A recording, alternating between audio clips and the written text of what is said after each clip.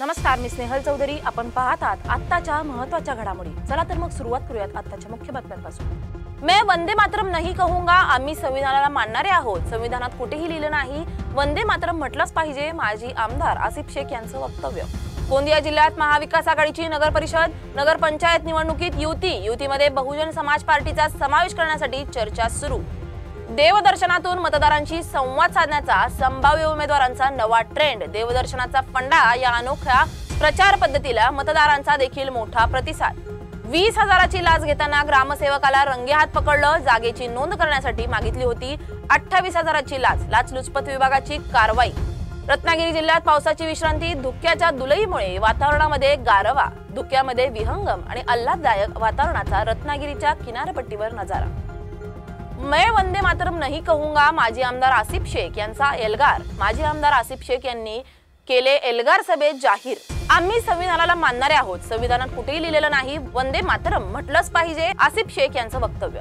एकीकडे देशभरात वंदे मातरम या गीताला 150 वर्ष पूर्ण होत असताना गायलं जातंय, तसं शासन आदेश देखील काढण्यात आलाय. मात्र मालेगावातील इस्लाम पार्टीचे माजी आमदार यांनी मात्र वंदे मातरम म्हणणार नाही असा एल्गार सभेत जाहीर केलाय. होऊ घातलेल्या मालेगाव महानगरपालिकेच्या पार्श्वभूमीवर मालेगावात इस्लाम पार्टीची सभा पार पडली. या सभेत माजी आमदार आसिफ शेख यांच्या हजारोंच्या संख्येत उपस्थित असलेल्या मुस्लिम जनसमुदायासमोर जाहीर केले. पाहूयात नेमकं ते काय म्हणाले. कौन आवाज उठाएगा? एमएलए की जिम्मेदारी है कि महाराष्ट्र हुकूमत के फैसले के खिलाफ आवाज उठना चाहिए था. आज तक आवाज नहीं उठी. हम ये संविधान को मानते हैं. भारत रत्न डॉक्टर बाबा साहेब अम्बेडकर के संविधान को मानने वाले लोग हैं हम. इसमें कहां लिखा है मुझे बताओ कि तुम जबरदस्ती कर सकते हो? कहां लिखा है बताइए आप.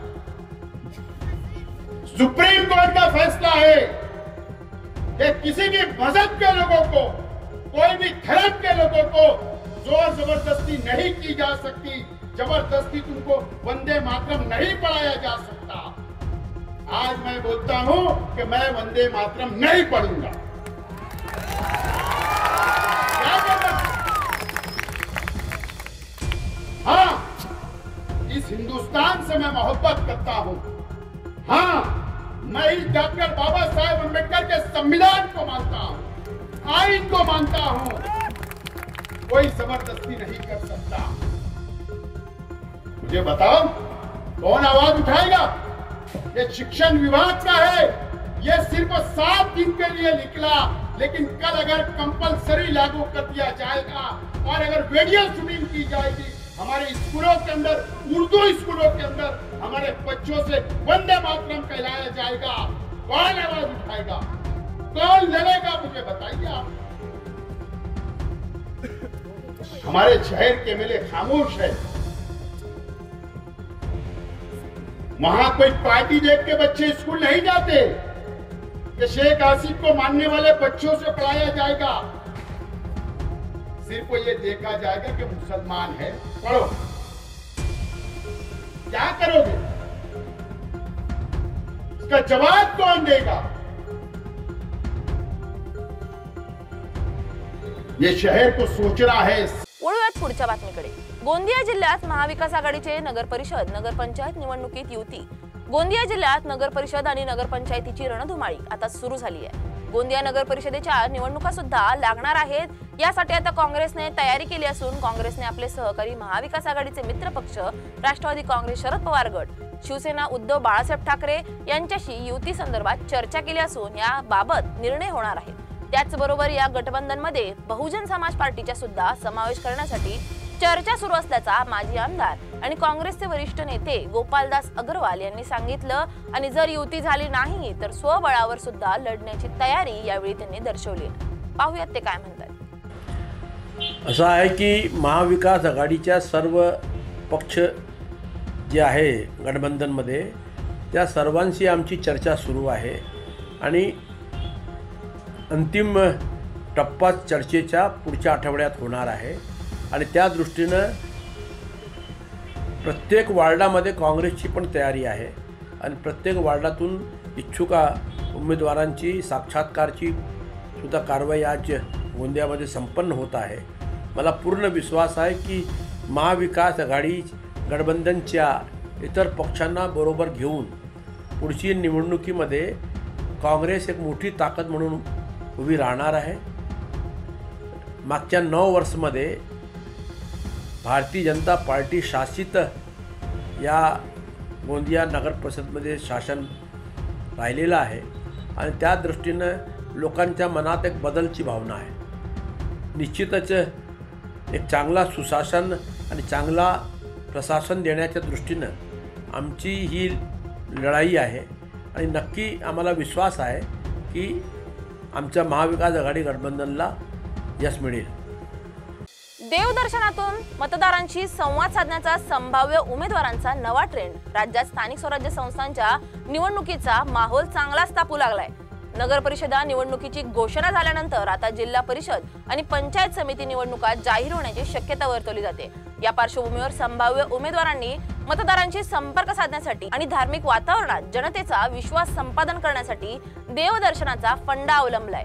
विविध मंदिरांमध्ये देवदर्शनाच्या माध्यमातून हे उमेदवार मतदारांशी संवाद साधताय. या अनोख्या प्रचार पद्धतीला मतदारांचा देखील मोठा प्रतिसाद मिळत असून धार्मिक आणि सामाजिक संवादातून निवडणुकीचा रंग चढताना दिसतोय. याचाच पुण्याच्या हडपसर रेल्वे स्थानकातून आढावा घेतलाय आमचे प्रतिनिधी सचिन धुमाळ यांनी.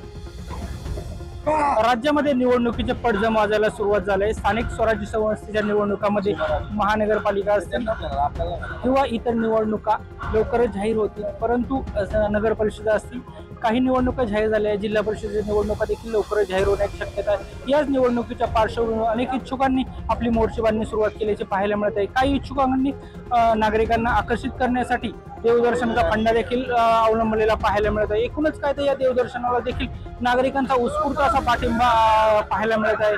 आपण आता माझ्या पाठीमागे पाहू शकतो हीच यात्रा अयोध्येच्या दर्शनासाठी चाललेली आहे. याला नागरिकांनी उत्स्फूर्त असा प्रतिसाद दिला आहे. पाठीमागे नागरिकांची मोठी गर्दी यावेळेस पाहायला मिळत आहे. एकूणच काय तर ही यात्रेच्या माध्यमातून उमेदवार असतील त्यांचे सहकारी असतील त्यांच्या माध्यमातून मतदारांना आकर्षित करण्याचं काम चालू असल्याचं पाहायला मिळत आहे. निवडणुकीमध्ये हा देवदर्शन फंडा किती यशस्वी होतो हे देखील पाहणं येत्या काळात उत्सुकतेचं ठरणार आहे. सचिन धुमाळ, लोकशिवाय न्यूज, पुणे. भाजप नेत्याने गुंतवला शिल्पा शेट्टीच्या रेस्टॉरंटमध्ये पैसा. अभिनेत्री शिल्पा शेट्टी चित्रपटांपेक्षा तिच्या खासगी आयुष्यामुळे जास्त चर्चेत असते. शिल्पा शेट्टीच्या बस्तियन रेस्टॉरंटमध्ये भाजप नेत्याने मोठा पैसा गुंतवल्याची माहिती मिळते. शिल्पा शेट्टीच्या रेस्टॉरंटमध्ये प्रसाद लाड यांची 33.33% भागीदारी आहे. तर रेस्टॉरंटचा आमचा मोठा व्यवसायी असल्याचं लाड यांनी सांगितलंय. तर गेल्या काही दिवसांपासून शिल्पा शेट्टीचे रेस्टॉरंट प्रचंड चर्चेत आहे. 20,000ची लाच घेताना ग्रामसेवकाला केली अटक. बुलढाण्याच्या मोताळा तालुक्यातील दाभा येथील एका नागरिकाची जागेची नोंद ग्रामपंचायतमध्ये घेऊन त्याचा 8A उतारा देण्यासंदर्भात ग्रामसेवक राजेंद्र वास्कर यांनी 28 रुपयांची लाच मागितली होती. तडजोडी अंती 20,000 रुपये देण्याचं ठरलं. या प्रकरणी संबंधित नागरिकाने बुलढाणा लाचलुचपत प्रतिबंधक विभागाकडे तक्रार दाखल केली आहे. त्यानुसार बुलढाणा लाचलुचपत प्रतिबंधक विभागाने बुलढाणा तहसील कार्यालय आवारात सापळा रचला असता ग्रामसेवक राजेंद्र वास्कर याला 20,000 रुपयांची लाच स्वीकारताना रंगेहात अटक करण्यात आली आहे. पुढील कारवाई सुरू आहे.